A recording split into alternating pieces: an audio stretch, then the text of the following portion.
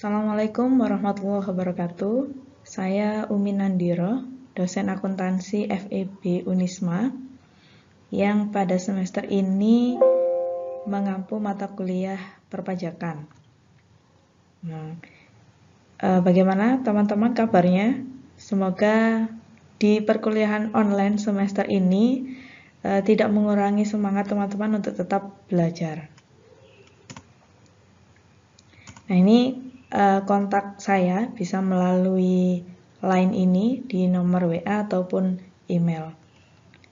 Nah, untuk perkuliahan perpajakan semester ini ada banyak tema atau banyak materi yang nantinya akan kita pelajari sama-sama. Yang dimulai dari materi pertama yaitu dasar-dasar perpajakan.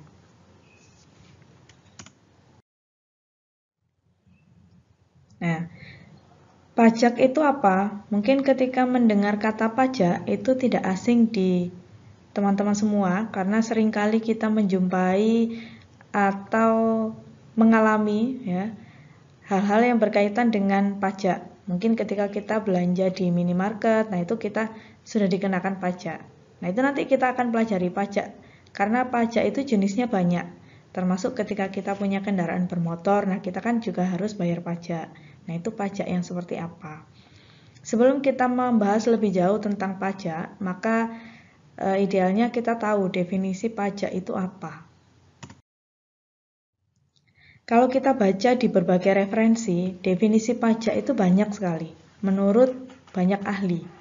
Nah, namun menurut Broto Diharjo, itu ada 5 ciri yang melekat pada pengertian pajak itu. Jadi nantinya teman-teman boleh mendefinisikan pajak menurut persepsi teman-teman sendiri. Namun, dalam definisi itu harus mencakup 5 ciri yang melekat ini. Yang pertama adalah pajak dipungut berdasarkan ketentuan undang-undang. Ya, jadi pajak itu pemungutannya berdasarkan ketentuan undang-undang, ada dasarnya yang jelas. Kalau di Indonesia, pajak penghasilan itu undang-undangnya nomor 36 tahun 2008. Nanti kalau pajak kendaraan bermotor ya berdasarkan undang-undang atau peraturan pajak daerah. Nah itu.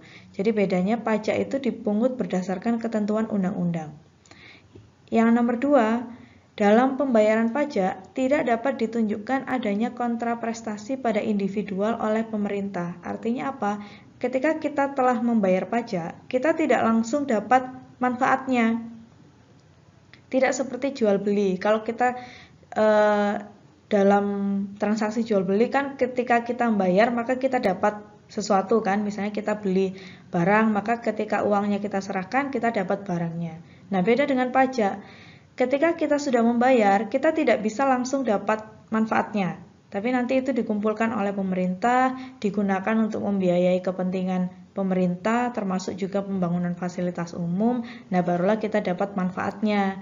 Kita dapat menikmati fasilitas umum tersebut yang dibangun dari uang pajak. Pajak yang ciri yang ketiga adalah pajak dipungut oleh negara, baik oleh pemerintah pusat maupun pemerintah daerah. Kalau pajak pusat ya berarti pemungutnya pemerintah pusat. Nanti contohnya ada akan kita bahas. Kalau pajak daerah ya berarti pemungutnya pemerintah daerah. Dasarnya juga peraturan pemerintah daerah. Nah, ciri yang keempat yang juga melekat pada definisi pajak yaitu pajak diperuntukkan bagi pengeluaran pemerintah.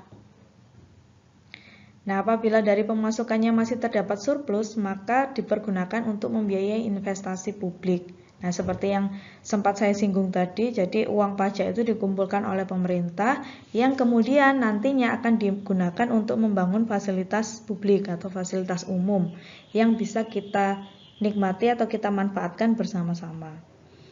Yang kelima adalah pajak juga digunakan sebagai alat untuk mengatur atau reguleran.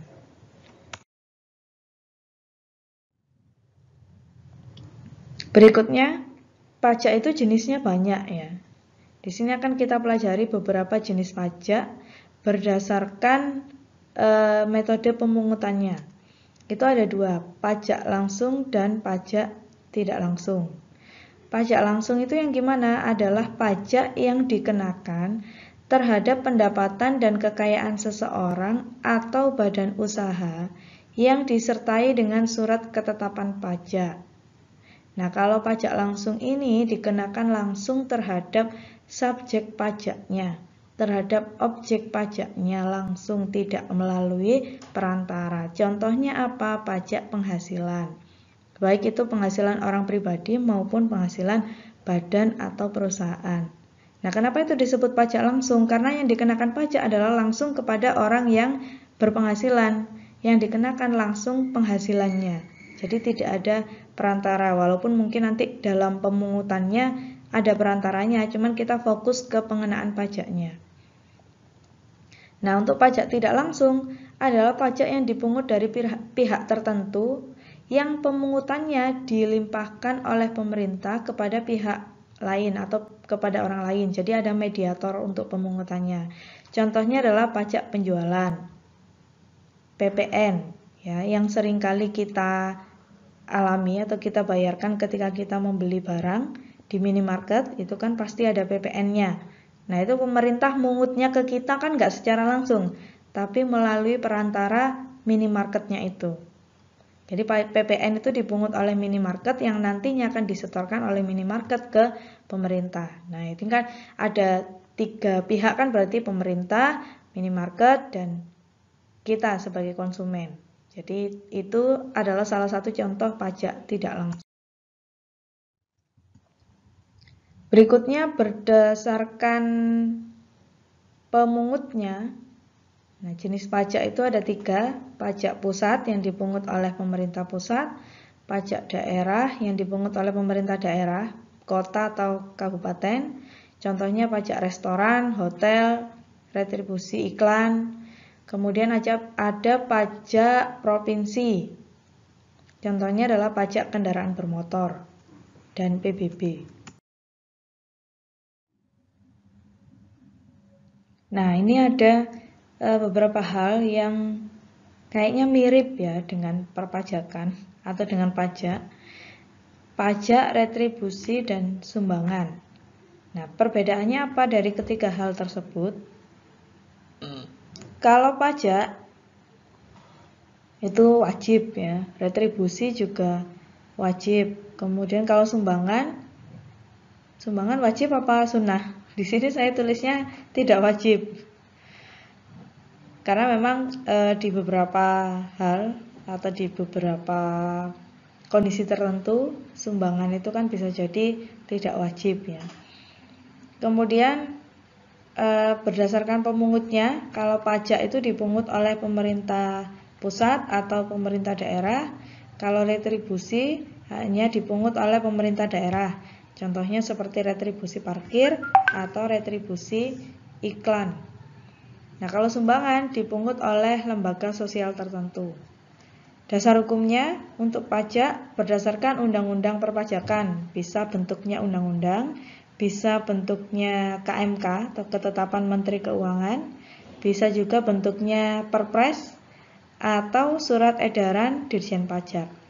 Untuk retribusi, dasar hukumnya adalah Perda atau pemerintah daerah, sehingga nanti mungkin teman-teman akan mendapati bahwa retribusi di daerah A akan berbeda dengan di daerah B, karena memang dasarnya peraturan daerah, jadi beda daerah bisa beda peraturan. Kalau sumbangan dipungut berdasarkan norma atau aturan tertentu. Kalau kita muslim ya berarti berdasarkan syariat Islam gitu. Mungkin nanti untuk kelompok yang lain akan beda norma, nah itu sumbangan kayak gitu. Kemudian kalau pajak, kita tidak bisa mendapatkan manfaat secara langsung. Artinya ketika kita sudah membayar pajak, kita tidak bisa langsung mendapatkan manfaatnya saat itu juga. Kalau retribusi itu kita langsung bisa mendapatkan manfaatnya. Contohnya apa? Retribusi parkir. Nah, kita bayar parkir, maka saat itu juga kita langsung dapat tempat parkir. Maksudnya space untuk parkir. Kemudian kalau sumbangan, kalau kita menyumbang dapatnya apa? Pahala. Makanya di sini kita tidak bisa, saya tulis tidak mendapatkan manfaat secara langsung. Ya mungkin dari segi sosial mungkin dapat ya, tapi ya entahlah. Makanya kalau sumbangan ini saya tulis saja tidak mendapatkan manfaat secara langsung. Oke, berikutnya adalah manfaat atau fungsi pajak ya. Jadi pajak itu digunakan untuk apa saja sih? Nah, tadi sudah dijelaskan secara normatif bahwa pajak itu digunakan untuk membiayai keperluan pemerintah dalam mengadakan fasilitas umum. Nah, jadi fasilitas umum yang selama ini kita nikmati seperti puskesmas, terminal, kemudian fasilitas yang lain ya seperti taman, jalan dan lain sebagainya. Nah, itu biayanya adalah dari uang pajak yang sudah kita bayarkan. Nah, berikutnya fungsi pajak. Nah, fungsi pajak ini juga banyak menurut beberapa ahli. Di sini saya hanya merangkum beberapa yang paling utama karena yang lainnya itu kayaknya agak mirip gitu ya. Nanti bisa dibaca sendiri deh sama teman-teman. Fungsi pajak yang pertama adalah fungsi anggaran. Berikutnya adalah fungsi mengatur, kemudian fungsi alokasi, fungsi distribusi, dan fungsi stabilisasi ekonomi.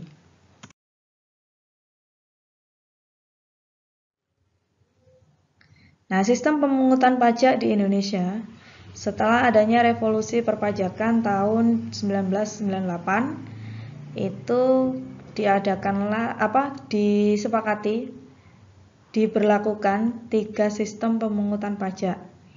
Yang pertama adalah self-assessment system, di mana wajib pajak diberi kewenangan untuk melaksanakan kewajiban perpajakannya sendiri. Nah, kewajiban perpajakan itu apa saja? Ada 4M.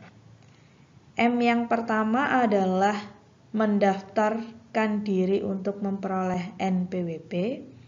Yang kedua adalah menghitung pajak terutang. Yang ketiga adalah menyetorkan pajak. Dan yang keempat adalah melaporkan pajak. Nanti sistematikanya seperti apa akan kita pelajari di bab berikutnya. Yang penting teman-teman harus ingat bahwa kewajiban perpajakan adalah 4M. Mendaftarkan diri untuk memperoleh NPWP atau mendaftar NPWP. NPWP itu nomor pokok wajib pajak. Kemudian yang kedua adalah menghitung pajak terutang. Dan yang ketiga adalah membayar atau menyetorkan pajak terutang. Yang keempat melaporkan pajak. Nah, 4M ini sebetulnya berurutan ya. Jadi nggak boleh diacak. Yang pertama mendaftar, kedua menghitung, ketiga menyetorkan, keempat melaporkan. Nah, kalau self-assessment maka 4M ini dilakukan secara mandiri oleh wajib pajak. Contohnya pajak apa saja yang dilakukan secara self-assessment penuh? PPHOP atau pajak penghasilan orang pribadi dan pajak penghasilan badan atau perusahaan. Kemudian sistem pemungutan pajak yang kedua adalah official assessment.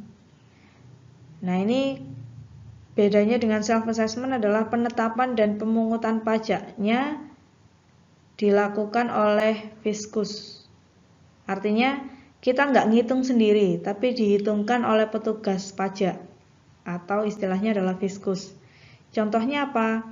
PBB, pajak bumi dan bangunan, serta PKB, pajak kendaraan bermotor. Bagi teman-teman yang sudah pernah bayar pajak kendaraan bermotor, kan pasti tinggal datang ke Samsat ya. Kemudian disodori berapa nominal yang harus dibayar, ya kan? Teman-teman nggak ngitung sendiri kan selama ini ketika harus membayar pajak kendaraan bermotor. Nah, itulah contoh wujud dari official assessment. Jadi kita nggak usah ngitung sendiri, dihitungkan. Tinggal datang untuk membayar. Kemudian yang berikutnya adalah withholding system, pemungutan pajak oleh perantara.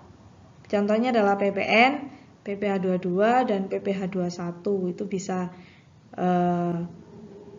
dianggap withholding system atau pemungutan pajak oleh perantara. Seperti contohnya yang PPN itu kita kan dipungut oleh pemerintah melalui perantara. Siapa perantaranya? Minimarket, kalau kita belanja di minimarket.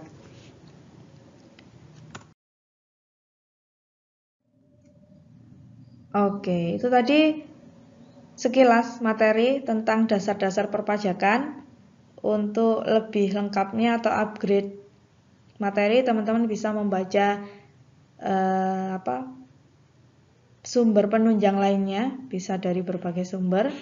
Silakan.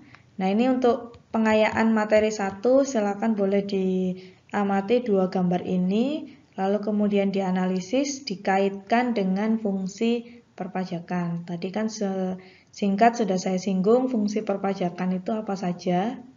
Nah, itu silakan dibaca lagi. Kemudian kalau kita melihat dari 2 gambar ini, yang pertama adalah tentang ketimpangan sosial, di mana gedung-gedung tinggi berdampingan dengan kawasan pemukiman kumuh. Nah, itu kalau dikaitkan dengan fungsi pajak seperti apa analisisnya menurut teman-teman. Untuk yang kedua itu gambarnya adalah pembangunan atau pengaspalan jalan yang rusak atau jalan berlubang. Nah, itu juga kalau misalnya dikaitkan dengan fungsi pajak, menurut teman-teman seperti apa? Baik, itu dulu pengantar materi perpajakan dari saya. Nanti akan kita sambung di materi berikutnya. Selamat belajar dan tetap semangat. Terima kasih. Assalamualaikum warahmatullahi wabarakatuh.